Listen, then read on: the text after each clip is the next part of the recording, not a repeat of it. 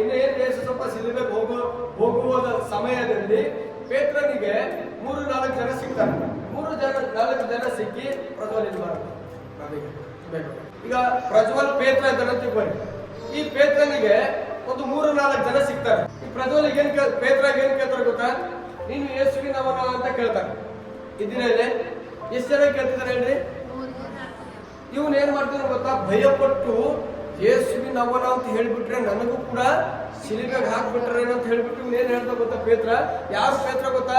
ಯೇಸು ಸ್ವಾಮಿ ಜೊತೆ ಇದ್ದವನು, ಯೇಸು ಸ್ವಾಮಿ ಜೊತೆ ಊಟ ಮಾಡಿದವನು, ಯೇಸು ಸ್ವಾಮಿ ಜೊತೆ ಏನ್ ಹೇಳ್ರಿ ಮಲಕೊಂಡವನು, ಯೇಸು ಸ್ವಾಮಿ ಜೊತೆ ಅದ್ಭುತಗಳನ್ನು ಕಂಡವನು, ಯೇಸು ಇದ್ದಾಗ ನೀರಿನ ಮೇಲೆ ನಡೆದವನು. ಅಲ್ಲಲ್ವಯ್ಯ. ಈಗ ಪೇತ್ರಗೆ ಎಷ್ಟು ಜನ ಕೇಳ್ತಿದ್ರು ಹೇಳ್ರಿ?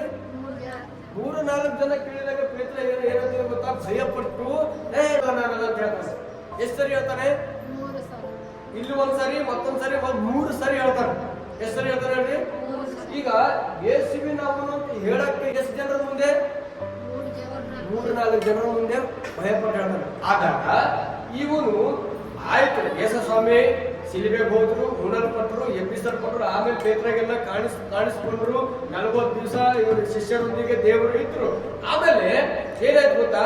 ದೇವರು ಹೇಳಿದ, ನೀವು ಏಕ ಮನಸ್ಸಿನಿಂದ ಬಂತಲ್ಲಿ ಕುತ್ಕೊಳ್ರಿ, ನಾನೇನ್ ಮಾಡ್ತೇನೆ, ನಿಮಗಾಗಿ ಒಬ್ಬ ಸಹಾಯಕನನ್ನು ಕಳಿಸ್ತೇನೆ, ನಾನು ನಿಮಗೊಬ್ಬ ಬಲವನ್ನು ಕಳಿಸ್ತೇನೆ ಅಂತ ದೇವರು ಹೇಳಿದ.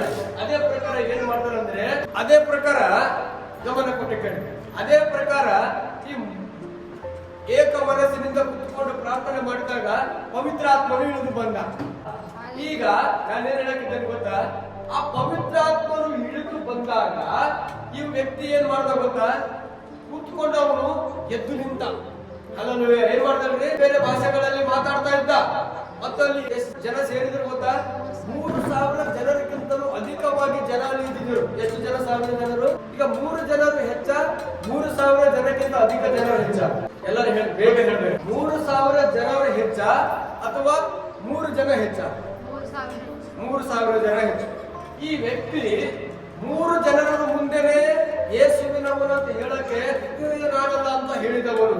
ಆದ್ರೆ ಪವಿತ್ರಾತ್ಮನ ಬಲ ಇವನ ಮೇಲೆ ಇಳಿದು ಬಂದಾಗ, ಪವಿತ್ರಾತ್ಮನ ಬಲ ಇವನ ಮೇಲೆ ಇಳಿದು ಬಂದಾಗ ಇವನು 3,000 ಜನಕ್ಕಿಂತ ಅಧಿಕವಾಗಿರುವಂತ ಜನರ ಮಧ್ಯದಲ್ಲಿ ಎದ್ದು ನಿಂತುಕೊಂಡು ಇವನು ಏನ್ ಹೇಳ್ತಿದ್ದಾನೆ ಗೊತ್ತಾ? ಯೇಸುವಿನ ಬಗ್ಗೆ ಸುವಾರ್ತೆ ಹೇಳ್ತಿದ್ದಾನೆ. ಹಲ್ಲೆಲೂಯ. ನೀವು ಯಾವ ವ್ಯಕ್ತಿಯನ್ನ ಶಿಲುಬೆಗೆ ಹಾಕಿದರು, ಆ ವ್ಯಕ್ತಿಯನ್ನೇ ದೇವರು ಏನು ಮಾಡಿದಾನೆ, ಮತ್ತೆ ಆತನು ರಕ್ಷಕನಾಗಿ ಎಬ್ಬಿಸಿದ್ದಾನೆ ಎಂಬುದಾಗಿ ಇವನು ಎಲ್ಲ ಯೇಸುವಿನ ಬಗ್ಗೆ ಧೈರ್ಯದಿಂದ ಅವನು ಬಲವಾಗಿ ಹೇಳ್ತಿದ್ದಾನೆ. ಎಷ್ಟು ಜನರ ಮುಂದೆ? 3,000 ಜನಕ್ಕಿಂತಲೂ ಅಧಿಕವಾಗಿರುವಂತ ಜನರ ಮುಂದೆ ಧೈರ್ಯದಿಂದ ಎದ್ದು ಹೇಳ್ತಿದ್ದಾನೆ. ಒಬ್ಬ ವ್ಯಕ್ತಿ 3 ಜನರ ಮುಂದೆ ಭಯಪಟ್ಟಂತ ವ್ಯಕ್ತಿ ಪವಿತ್ರಾತ್ಮನ ಬಲ ಬಂದಾಗ 3,000 ಜನಕ್ಕಿಂತಲೂ ಅಧಿಕವಾಗಿರುವ ಜನರ ಮುಂದೆ ಯೇಸು ನಿಮಗಾಗಿ ಬಂದಿದ್ದಾನೆ, ಆತನೇ ರಕ್ಷಕನಾಗಿದ್ದಾನೆ ಎಂಬುದಾಗಿ ಹೇಳಿದಾಗ ಆಗ 3,000 ಜನರು ರಕ್ಷಿಸಲ್ಪಟ್ಟಿದ್ದಾರೆ. ಪ್ರಿಯ ಹಲ್ಲೆಲೂಯ.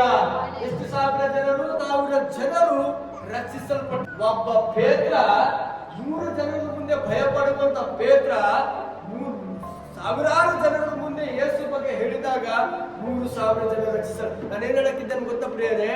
ಯಾವಾಗ ನಿನ್ ಒಳಗಡೆ ಪವಿತ್ರಾತ್ಮನ ಬಲ ನೀನು ಮೊದಲಿದ್ದಂತೆ ಇರೋದಿಲ್ಲ, ನಿನ್ನ ಯೋಚನೆ ಮೊದಲಿದ್ದಂತೆ ಇರಲ್ಲ, ನಿನ್ನ ದೃಷ್ಟಿ ಮೊದಲಿದ್ದಂತೆ ಇರಲ್ಲ, ನಿನ್ನ ಮಾತು ಮೊದಲಿದ್ದಂತೆ ನಿನ್ನ ಮಾತು ಇರಲ್ಲ, ನೀನ್ ಮೊದಲಿದ್ದಂತೆ ನಡೆಯಲ್ಲ.